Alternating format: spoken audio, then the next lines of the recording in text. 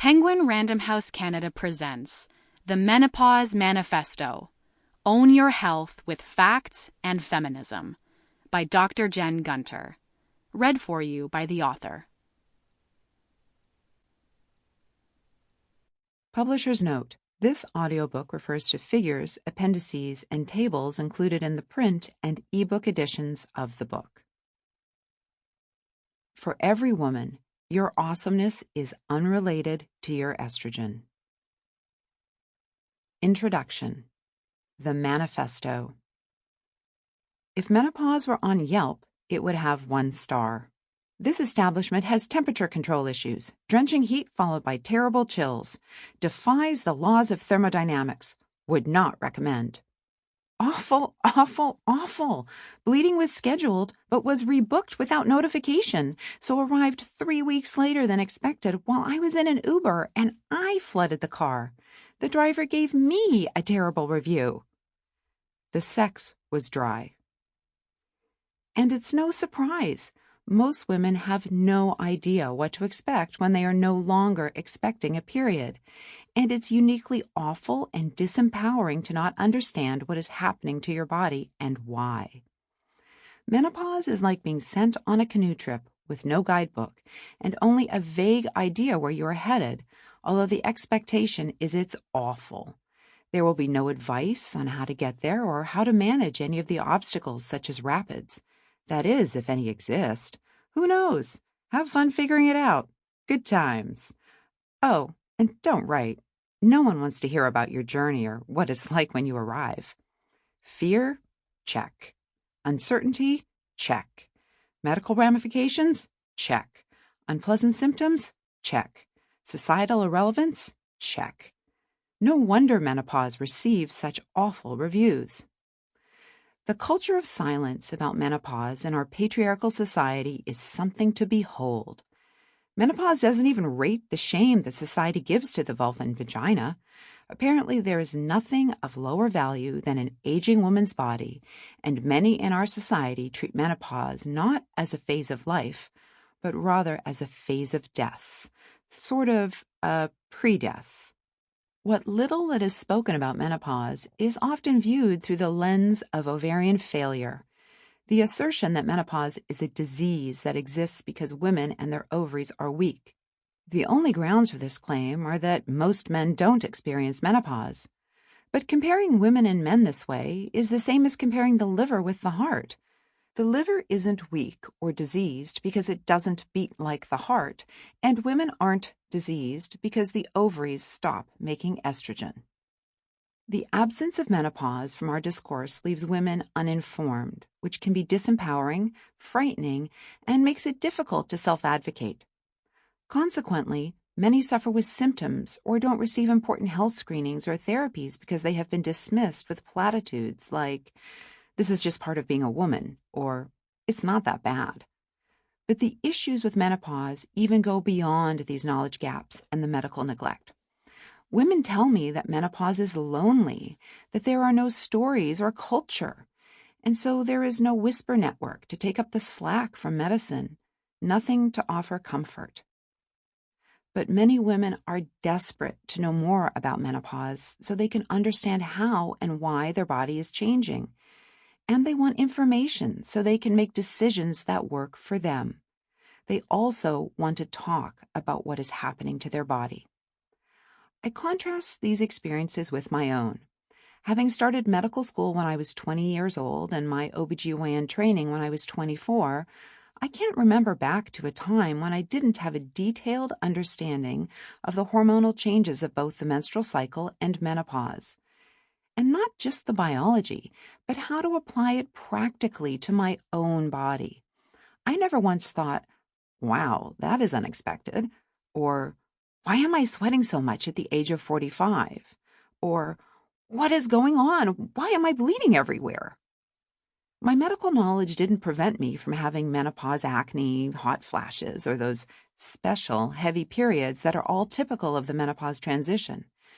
But because I knew exactly what was happening and when to seek care, it made the whole process feel routine. because I knew the tests that were indicated and those that were not, and because I understood the medicine, it was much easier for me to navigate the treatment options and choose the safest, most effective therapy and avoid the snake oil. By the time I entered my own menopause transition, I had spent over 20 years speaking with women about their menopause and helping them manage their symptoms and any health concerns. So I had heard many stories, and I had knowledge of the range of experiences as well as the treatment options. It was fortunate that my view of the subject wasn't confined to what I saw at home. My mother's menopause was volcanic, and if that was all I had to go on, I would have been quite frightened.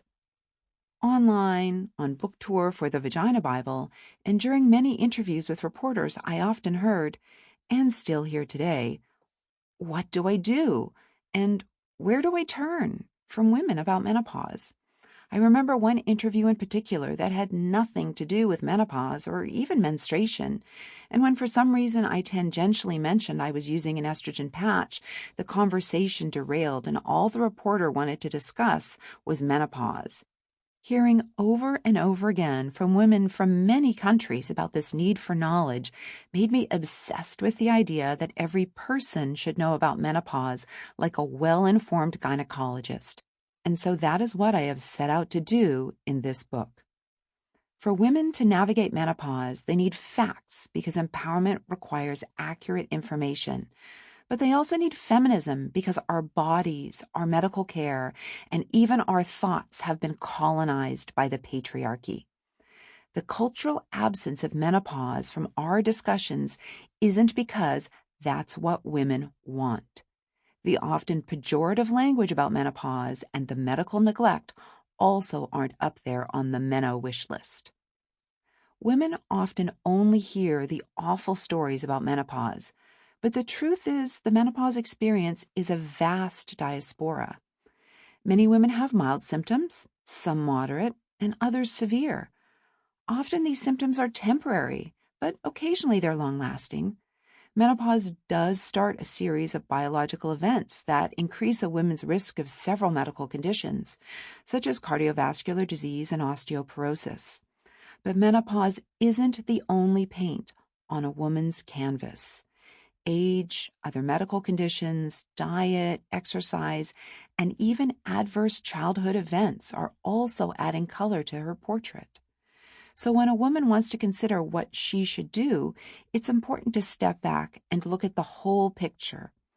Managing menopause is the ultimate exercise in whole body or holistic medicine. Menopause is not a disease. It is an evolutionary adaptation that is part of the survival of the species, like menstrual periods or the ability to suppress the immune system during pregnancy so the body doesn't attack the fetus. Like these other biological phenomena, menopause is associated with downsides. In this case, it's bothersome symptoms for some women and an increased risk of several medical conditions. But menopause also occurs while a woman is aging, so it's equally important not to brush off every symptom as hormone-related. It's vital that women know about menopause, but also everything that is menopause adjacent, so they can understand what is happening to their own bodies, put that in perspective, and advocate for care when indicated. A manifesto is a public declaration or proclamation, and we are well past due for a manifesto on menopause, as 2021 is the 200th anniversary of the introduction of the word. My manifesto is for every person to have the knowledge that I had to help them with their own menopause. I demand that the era of silence and shame about menopause yield to facts and feminism. I proclaim that we must stop viewing menopause as a disease, because that means being a woman is a disease, and I reject that shoddily constructed hypothesis. I also declare that what the patriarchy thinks of menopause is irrelevant. Men do not get to define the value of women at any age. If you are years from menopause, this book will hopefully help you understand the road ahead. My hope is that it allows you to view menopause as a phase of life, as well as inform you of the preventative health care that can be taken to lessen any impact of menopause on your health. In addition, may this book provide the knowledge to best manage your menopause with a view to... Sample complete. Ready to continue?